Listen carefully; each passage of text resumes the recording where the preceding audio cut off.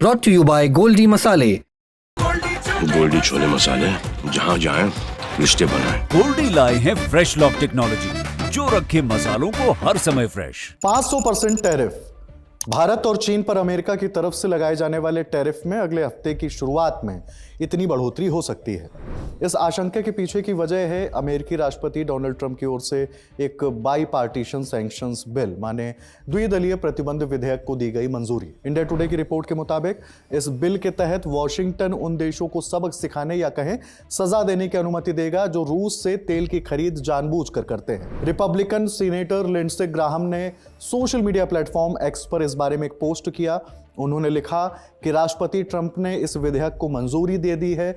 यह विधेयक रूस से यूरेनियम खरीदने वाले देशों पर भी प्रतिबंध लगाएगा। ग्राहम के मुताबिक 7 जनवरी को ट्रंप के साथ हुई एक प्रोडक्टिव मीटिंग के बाद इस कानून को मंजूरी मिली है और इसे अगले हफ्ते ही वोटिंग के लिए पेश किया जा सकता है।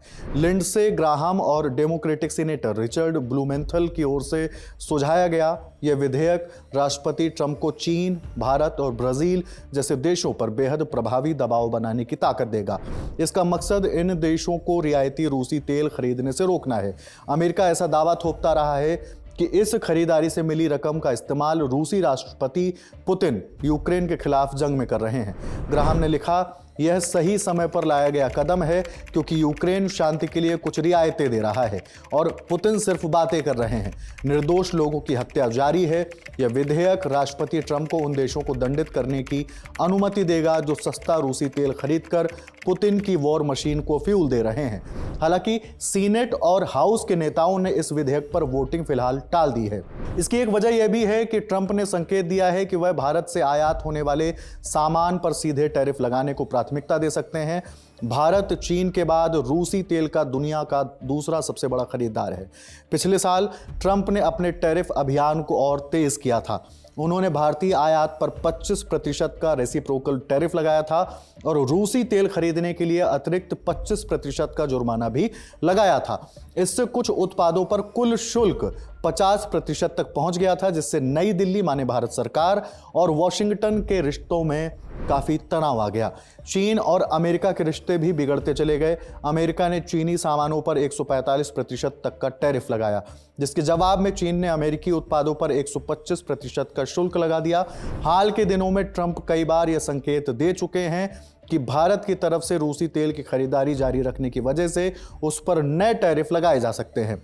पिछले महीने के अंत में अमेरिकी राष्ट्रपति ने भारतीय चावल पर भी नए टैरिफ लगाने की धमकी दी थी।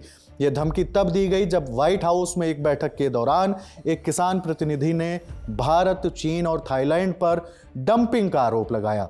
भारत और अमेरिका के बीच टैरिफ विवाद सुलझाने को लेकर बातचीत फिलहाल ठप पड़ी है।